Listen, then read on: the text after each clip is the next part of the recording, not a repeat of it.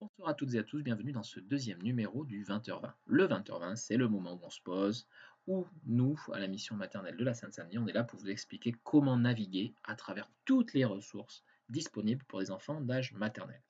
Aujourd'hui, ce qui va nous intéresser, c'est une ressource qui s'appelle lecture expressive d'histoire. Pour la trouver, donc il faut se déplacer, voyez, de la gauche vers la droite, et hop, ça y est, on y est, l'écrit et l'oral. On clique sur l'image.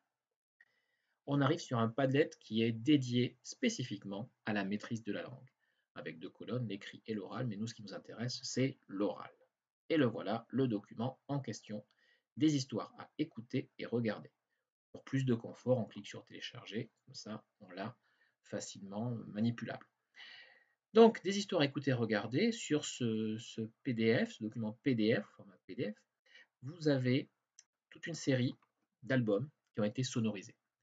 Des albums au départ sur des histoires de trois petits cochons, des albums sur l'histoire de loups et de cochons, des histoires de loups et d'autres histoires.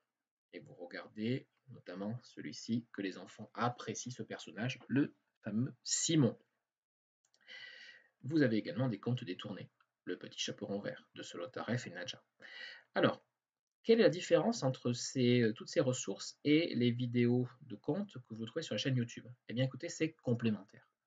Je m'explique. Si on clique, par exemple, sur ce lien, vous allez arriver à une page qui est une page Book Creator.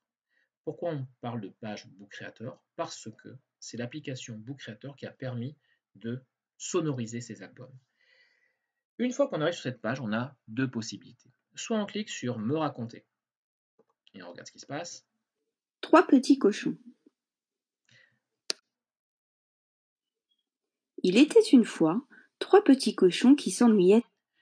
Je n'ai fait aucune manipulation, je n'ai pas cliqué sur un endroit ou un autre.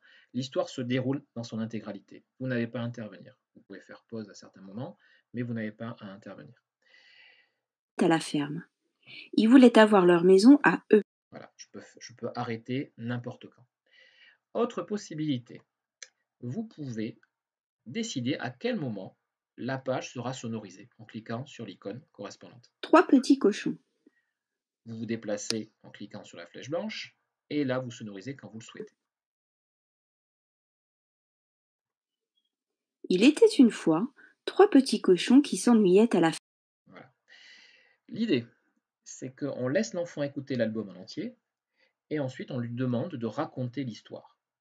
On peut demander à l'enfant, dans un premier temps, si c'est trop compliqué pour lui, d'écouter une première double page et lui demander à la fin de la première double page de raconter ce qu'il a compris. Pourquoi raconter c'est si important? Eh bien, on s'est rendu compte, les chercheurs, les spécialistes dans l'éducation se sont rendus compte que si l'enfant est en capacité de raconter ce qu'il a entendu et de raconter à l'âge de l'école maternelle, plus tard, quand il sera plus grand, il réussira mieux dans les tâches de compréhension. Or, on sait que pour être un bon lecteur, il faut non seulement savoir déchiffrer, associer des lettres, c'est pour ça qu'on vous propose des activités avec des syllabes, mais c'est également avoir des capacités de compréhension. Voilà.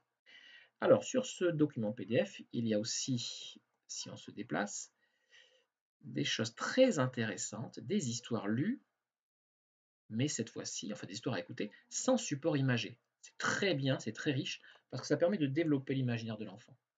Vous avez donc des oralbums à écouter en petites sections, moyennes sections et grandes sections qui vont dans le sens de seulement l'écoute et l'image n'est plus finalement si importante que ça. Ça développe d'autres compétences. Des compétences qu'on peut retrouver aussi sur la vidéo YouTube consacrée à Pierre et le loup.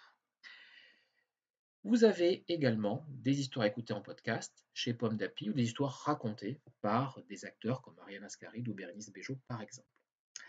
Voilà, écoutez, ce deuxième numéro du 20h20 est terminé. Je n'ai plus qu'à vous souhaiter donc une bonne soirée et à vendredi prochain. Au revoir.